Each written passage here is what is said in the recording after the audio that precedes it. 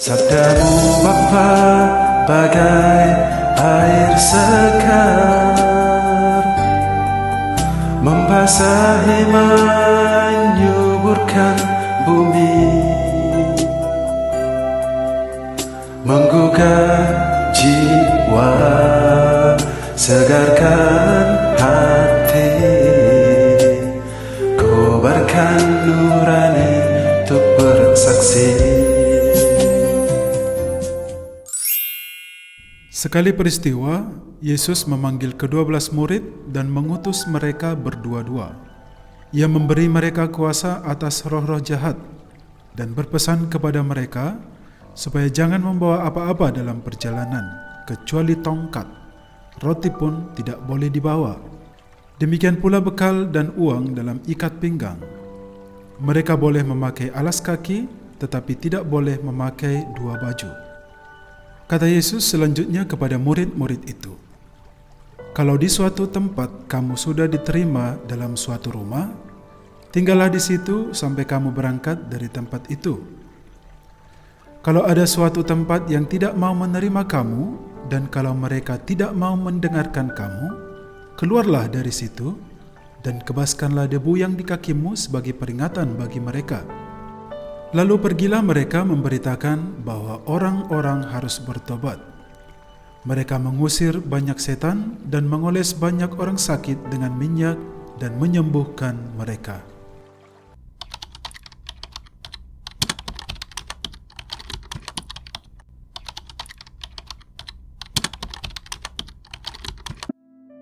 Sahabat Santo Paulus, setiap manusia pasti pernah mengalami penolakan dari sesamanya. Bentuk penolakan itu bermacam-macam. Ada seseorang yang ditolak karena beda prinsip atau pendapat. Ada seseorang yang ditolak karena berbeda keyakinan, budaya, agama, bangsa, suku atau bahasa, dan lain sebagainya. Saya mau bertanya kepada Anda, kalau misalnya Anda ditolak oleh orang lain, apa yang Anda lakukan? Menerima penolakan itu dengan lapang dada lalu memaafkan mereka yang menolak Anda? Syukur pada Tuhan kalau Anda mampu melakukan itu. Akan tetapi, kalau kita melihat praktek hidup sehari-hari, ternyata banyak orang tidak sanggup menerima penolakan.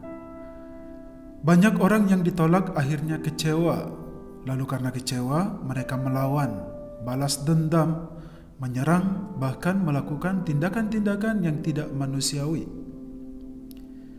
Selain itu, ada satu hal yang sangat lumrah terjadi dalam hidup kita. Anda pasti sering melakukan ini, saya yakin 100%. Kalau kita mengalami penolakan dari orang lain, kita seringkali menjauh dari orang yang menolak kita itu. Kita langsung menjaga jarak dari mereka. Lalu apakah tindakan seperti itu benar atau tidak? Atau apakah Anda jahat ketika Anda menjauhi orang yang menolak Anda? Pada prinsipnya, saya tidak mengatakan bahwa Anda jahat ketika Anda menjauhi orang yang menolak Anda, tidak. Saya bisa memaklumi itu, sebab menurut saya, mungkin itu perlu dilakukan sebagai solusi terakhir. Mengapa? Karena kalau kita menjaga jarak dengan orang yang menolak kita, itu berarti kita menghindari masalah lain yang mungkin akan terjadi, termasuk masalah buruk. Di samping itu, kita tidak mungkin memaksakan apa yang kita mau kepada orang lain. Kita tidak mungkin memaksa semua orang untuk menerima kita. Seperti pengalaman saya selama ini, bahwa tidak semua orang suka pada saya. Ada haters saya. Tapi saya tidak memusingkan mereka itu, karena lebih baik bagi saya konsentrasi pada orang yang menerima saya daripada mengurus orang-orang yang menolak saya. Inilah salah satu prinsip yang diajarkan oleh Yesus kepada para muridnya saat Yesus mengutus murid-muridnya melakukan perjalanan misi.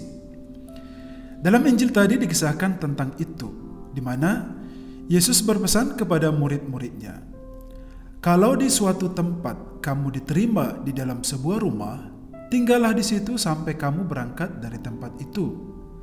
Dan kalau ada tempat yang tidak mau menerima kamu, dan kalau mereka tidak mau mendengarkan kamu, keluarlah dari situ dan kebaskanlah debu yang ada di kakimu sebagai peringatan bagi mereka. Yesus mengajarkan hal itu karena Yesus tidak mau bila para muridnya sibuk mengurus orang-orang yang menolak mereka. Karena tidak ada gunanya berdebat dengan orang-orang yang jelas-jelas benci kepada mereka. Itu hanya akan menghabiskan energi untuk hal-hal yang tidak penting. Jadi, Yesus ingin agar para muridnya itu konsentrasi pada orang yang mau menerima mereka saja, sebab jumlah orang yang menerima pengajaran mereka itu sangat banyak. Dan mereka itu ada di mana-mana.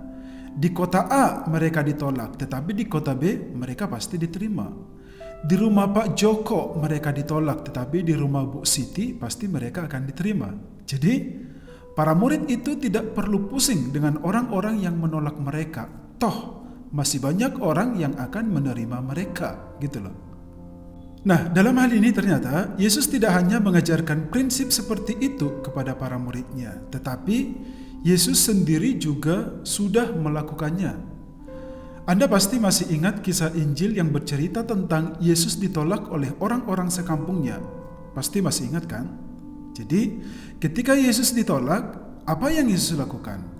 Yesus tidak mau melawan. Yesus tidak mau memaksa mereka menerima Dia, sebab Yesus sudah menyadari bahwa Dia akan mengalami seperti yang dialami oleh para nabi sebelum Dia.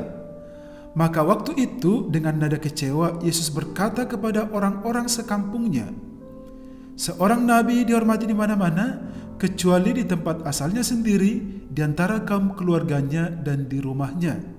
Jadi ketika Yesus ditolak di kampungnya sendiri, Yesus tidak melakukan banyak hal di situ. Dia langsung pergi ke tempat lain untuk mengajar. Demikian juga seterusnya, kalau di suatu tempat Yesus tidak diterima, dia langsung pergi ke tempat lain. Toh, masih banyak orang yang membutuhkan pengajaran dia. Nah, mungkin Anda bertanya-tanya, mengapa Yesus melakukan itu? Apakah Yesus adalah tipe orang yang mudah menyerah sehingga kalau dia ditolak di suatu tempat, dia langsung kabur ke tempat lain? Apakah Yesus adalah tipe orang yang suka lari dari kenyataan? Tidak. Justru Yesus adalah tipe orang yang bijaksana. Yesus tidak mau ribut dengan siapapun. Bagi Yesus, tidak ada gunanya berdebat dengan orang yang sudah diliputi dengan kebencian. Gak penting banget. Jadi, Yesus mengajar orang banyak dengan satu prinsip. Kalau mereka menerima pengajaran itu, ya silahkan.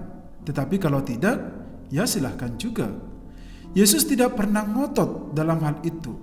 Makanya, Yesus tidak pernah memaksa orang mau menerima Dia atau tidak. Yang penting adalah, Yesus sudah mengajarkan dan menyampaikan apa yang perlu diajarkan dan apa yang perlu disampaikan. Sahabat Santo Paulus, prinsip seperti ini mungkin perlu kita hidupi dalam hidup sehari-hari. Supaya apa? Supaya pertengkaran atau perselisihan tidak selalu terjadi di antara kita, khususnya di dalam keluarga Anda. Dalam arti begini, kalau istri Anda tidak menerima kehendak Anda, jangan ngotot memaksakan kehendak Anda itu. Atau ketika suami Anda menolak perkataan Anda, jangan ngotot memaksa suami Anda harus menerima perkataan Anda. Kalau Anda selalu ngotot terus dengan kehendak, perkataan, atau pendapat Anda, sementara sesama Anda tidak menerima itu, maka pertengkaran akan semakin menjadi-jadi.